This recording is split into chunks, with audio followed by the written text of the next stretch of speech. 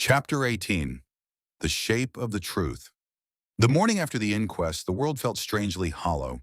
Not empty, just thinned out, as though someone had taken a blade to the edges of things and shaved them down to their simplest forms. The sea was calm. The sky was pale. The gulls circled lazily above the harbor, their cries muted by distance. Nesrine sat on a bench overlooking the water, her coat pulled tight against the breeze.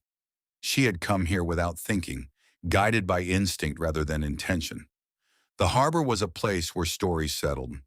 Fishermen's tales, sailors' regrets, the quiet confessions of people who had nowhere else to put their truths.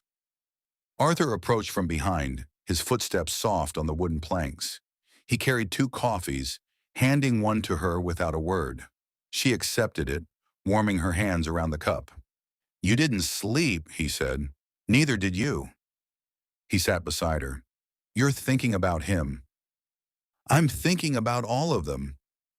The water lapped gently against the pier, a soft, rhythmic sound that felt almost like breathing. Arthur leaned back, stretching his legs. "You've solved harder cases." "This wasn't a case," she said. "It was a life." He nodded slowly. "And a death." Nesrine watched a fishing boat pull away from the dock, its engine rumbling softly. There's a difference between understanding what happened and understanding why it happened. "You know why?" "Yes," she said. "But knowing isn't the same as accepting." Arthur studied her profile. "What part won't you accept?" She took a slow breath. "That they all failed him," she said. "Not just the 5. Not just Jane.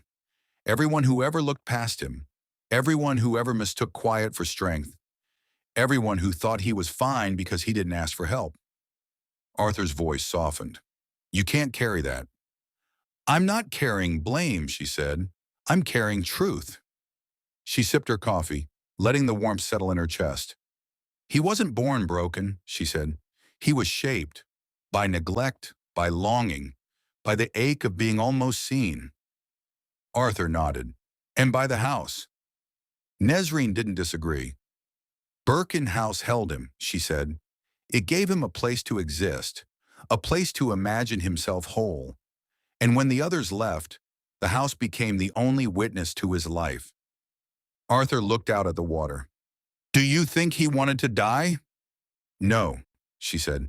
"I think he wanted to stop hurting, and he didn't know the difference." They sat in silence for a moment, the breeze tugging gently at their coats. Arthur finally spoke. "So what's the shape of the truth then?" Nesrine closed her eyes briefly. "That he loved them," she said. "All of them.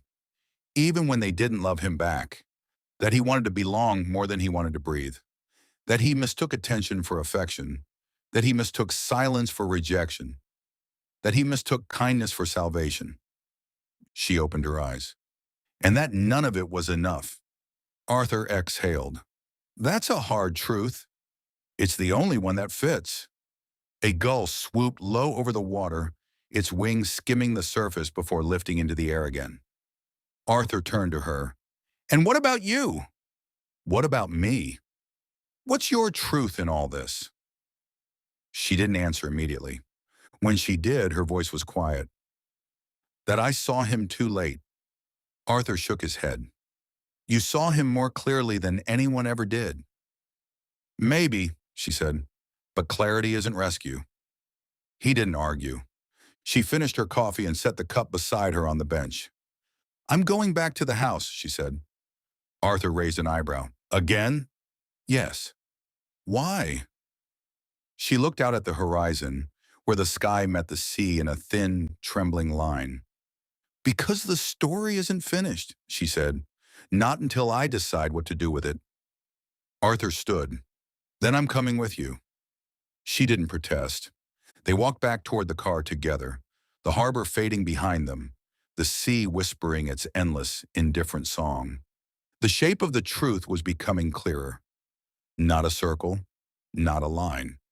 Something more fractured, more human, and Nesrine Boudaoud was ready to follow it to its end.